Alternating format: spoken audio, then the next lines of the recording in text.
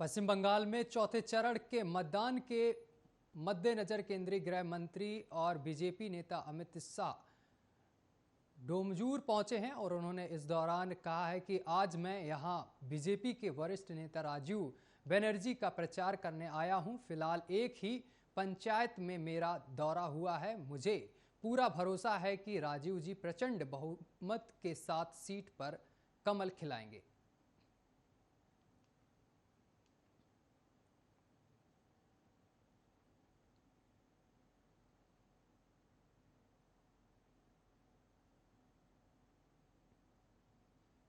उत्तराखंड के मुख्यमंत्री तीरथ सिंह रावत कुंभ के बारे में गलत जानकारी देते हुए नजर आए हैं। उन्होंने कहा है कि कुंभ बनारस में भी आयोजित किया जाता है। वीडियो में वह कहते हुए दिखाई दे रहे हैं कि मैं जैसे कहा है कि कुंभ 12 साल में आता है और हर साल नहीं आता है।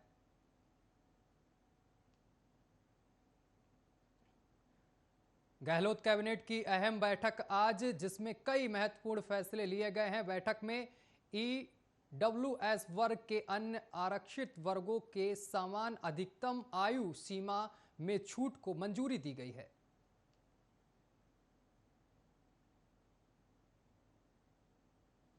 बिहार के लघु उद्योग मंत्री और बीजेपी के वरिष्ठ नेता शहनवाज हुसैन की हावड़ा रैली में पत्थरबाजी की घटना सामने आई है। खुद शहनवाज हुसैन ने इसकी जानकारी दी है।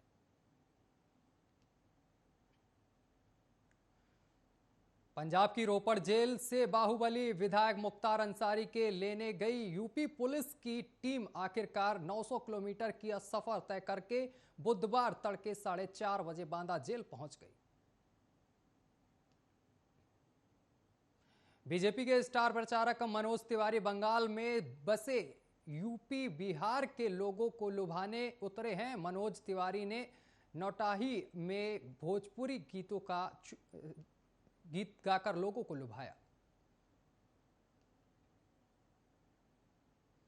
महाराष्ट्र में स्वास्थ्य मंत्री राजेश टोपे ने यहां पर बड़ा बयान दिया है। उन्होंने कहा है कि सबको चौंका दिया है। उनके बयान में स्वास्थ्य मंत्री ने कहा है कि राज्य में टीकाकरण का सिर्फ 3 दिन का स्टॉक बचा हुआ है। वहीं केंद्र सरकार ने कहा है कि किसी भी राज्य में वैक्सीन की कमी नहीं है।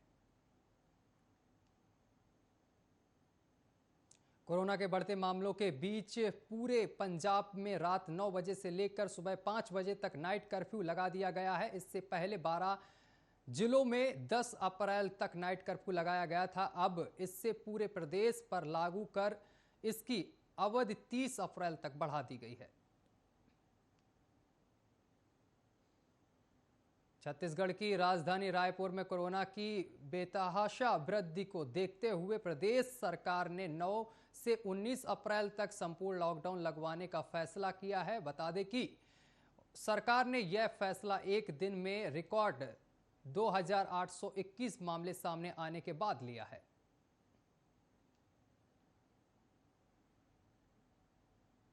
मुंबई पुलिस के निलंबित अधिकारी सचिन वाझे को विशेष एनआईए अदालत के सामने पेश किया गया है। यहां राष्ट्रीय अभिकरण एजेंसी के अदालत से सचिन वाझे की हिरासत 4 दिन और बढ़ाने की मांग की गई है। अदालत ने वाझे की हिरासत को 9 अप्रैल तक के लिए बढ़ा दिया है।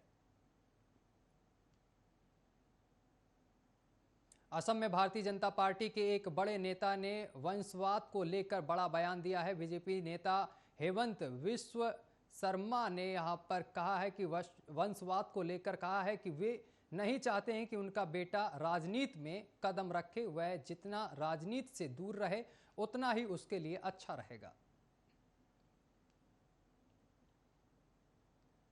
देश में कोरोना महामारी के संक्रमण पर काबू पाने के लिए लोगों को तेजी से वैक्सीन लगाई जा रही है। वहीं अब सरकार एक और बड़ा कदम उठाने जा रही है। इसके तहत सरकार ऐसे कार्यस्थलों पर वैक्सीन देने जा रही है जिसमें 100 या उससे अधिक की संख्या में टीका लगाने योग्य कर्मी मौजूद हों। इसके लिए सरकार ने सभी राज्यों और केंद्र शासित प्रदेश की सरकारों को 11 अप्रैल तक तैयारी पूरी करने को कहा है। यूपी पुलिस ने एक ग्राम पंचायत उम्मीदवार के पास से करीब 100 किलो रसगुल्लों के पैकेट जब्त किए हैं। उम्मीदवार यह रसगुल्ले मतदाताओं को बांट रहा था। अमरोहा में 19 अप्रैल को पूरे चरण में मतदान होना है और पुलिस ने उम्मीदवार को यहां पर गिरफ्तार कर लिया है। साथ ही उस पर आचार संहिता का उल्लंघन करने का मामला दर्ज कर दिया है। दिल्ली समेत पूरे देश में कोरोना के बढ़ते मामलों को देखते हुए दिल्ली हाई कोर्ट ने बुधवार को अपने एक आदेश में अकेले कार चलाते शख्स के लिए यहां पर मास्क जरूरी कर दिया है। अदालत ने कहा है कि अगर कोई अकेला भी कार चला रहा है तो उसे मास्क पहनना अनिवार्य होगा। यूपी पंचायत चुनाव की जंग जीतने के लिए संभावित उम्मीदवारों ने सभी तरह के पैतरे आजमाना शुरू कर दिया है। मतदाताओं को लुभाने के लिए एक और जहां साम दाम दंड भेद का सहारा लेते हुए दिखाई दे रहे हैं तो वहीं ग्रह नक्षत्र और टोना टुटका करते हुए भी नहीं चूक रहे हैं। मध्य प्रदेश के मुख्यमंत्री शिवराज सिंह चौहान ने कोरोना के बढ़ते मामलों को देखते हुए एक बड़ा फैसला लिया है। सीएम शिवराज सिंह ने 15 अप्रैल तक छत्तीसगढ़ से आने वाली सभी बसों पर अस्थायी रोक लगा दी है। भारतीय खेल प्राधिकरण के भोपाल सेंटर में 24 एथलीट समेत कुल 36 लोग कोरोना संक्रमित पाए गए हैं। हालांकि इनमें से कोई भी खिलाड़ी ओलंपिक के लिए क्वालिफाई करने वाला एथलीट नहीं है।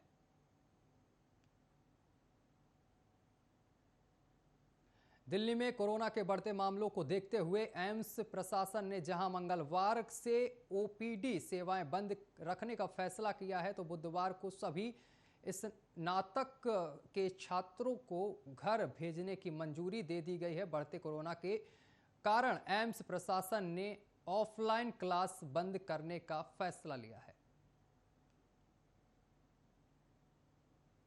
कोरोना वायरस संक्रमण से जूझ रही मध्य प्रदेश की राजधानी भोपाल अब ऑक्सीजन की किल्लत का सामना भी कर रही है और राजधानी में गुजरात से आने वाली लिक्विड ऑक्सीजन की आपूर्ति रोक दी गई है और जानकारी के अनुसार पिछले 6 दिन से गुजरात से भोपाल में लिक्विड ऑक्सीजन की सप्लाई नहीं मिली है।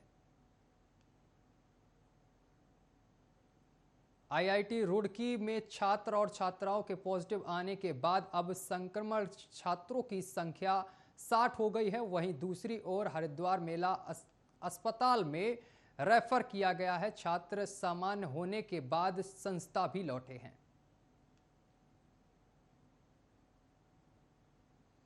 दिल्ली में कोरोना के 5100 मामले सामने आए हैं और रात्रि कर्फ्यू भी लगा दिया गया है। इन सब के बाद लोगों के दिल में एक बार फिर लॉकडाउन का दहशत बस गई है और यही वजह है कि लोग दिल्ली को छोड़कर वापस अपने घर और राज्यों में लौट रहे हैं। साथ ही नई दिल्ली रेलवे स्टेशन पर बड़ी संख्या में लोगों की भीड़ भी देखी जा रही है।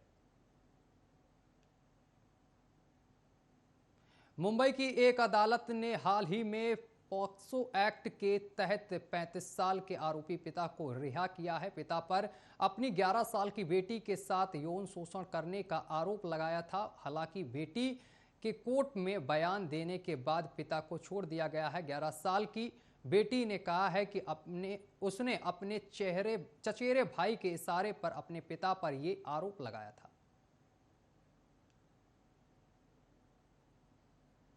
इंस्टेंट मैगजीन ऐप सिग्नल में भी अब जल्द ही पेमेंट का फीचर आने वाला है। सिग्नल का सीधा मुकाबला व्हाट्सएप के साथ है। व्हाट्सएप की प्राइवेसी और हाल ही में हुए डाटा लीक का फायदा सिग्नल को हो सकता है। सिग्नल ने कहा है कि उसका पेमेंट फीचर काफी सिक्योर है।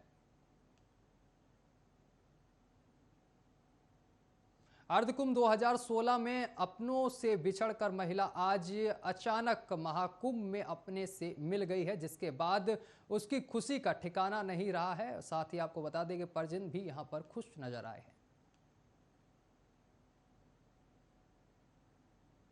चीन उइगर मुसलमानों पर अत्याचारों को लेकर दुनिया भर में और आपको बता दें आलोचना झेल चुका है, लेकिन बावजूद सिंजियांग प्रांत में उइगर मुसलमानों पर ड्रैगन की करतूत लगातार बढ़ती जा रही है और हाल ही में चीन ने उइगर समुदाय के 2 पूर्व सरकारी अधिकारियों को मौत की सजा सुनाई है।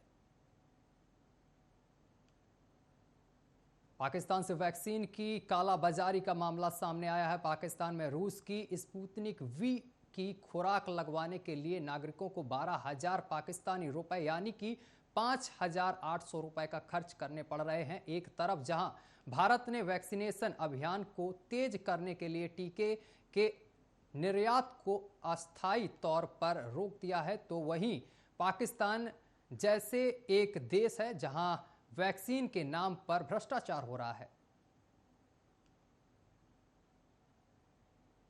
अमेरिका के राष्ट्रपति जो बाइडेन के पास जल्द ही ऐसा विमान होगा जो हवा में 2 गुनी रफ्तार से उड़कर उड़ान भरेगा। कैलिफोर्निया की एक कंपनी इस प्रोजेक्ट पर काम कर रही है और कंपनी ने अपने अत्याधुनिक विमान की कुछ फोटो भी शेयर की हैं। प्रख्यात पत्रकार लेख फातिमा आर जकरिया का 85 साल की उम्र में निधन हो गया है। मीडिया रिपोर्ट के अनुसार कुछ ही दिन पहले फातिमा की कोरोना रिपोर्ट पॉजिटिव आई थी, जिसके बाद उनका उपचार औरंगाबाद महाराष्ट्र के एक अस्पताल में चल रहा था। बॉलीवुड की मशहूर एक्ट्रेस श्रद्धा कपूर बीते दिनों अपनी अपकमिंग फिल्म के ऐलान के बाद से ही सुर्खियों में आ गई हैं। वह चालबाज इन लंदन में डबल रोल निभाने जा रही हैं। इस बीच श्रद्धा ने अपने मालदीव वैकेंस की तस्वीर शेयर कर दी है और जो उनके फैंस का दिल धड़का रही है। बॉलीवुड फिल्म टाइटैनिक न केवल विदेश में बल्कि भारत में भी काफी पसंद की गई थी। वहीं अभिनेत्री केट विंसलेट अपने बेबाक अंदाज में भी मशहूर हैं और अक्सर वो अपनी बातों को खुलकर रखती हैं। अब कैट ने खुलकर यहाँ पर बातों को रखा है। वो बॉलीवुड में ऐसे कई स्मगलिंग अभिनेताओं को जानती हैं जो खुलकर सामने आने से डरते हैं।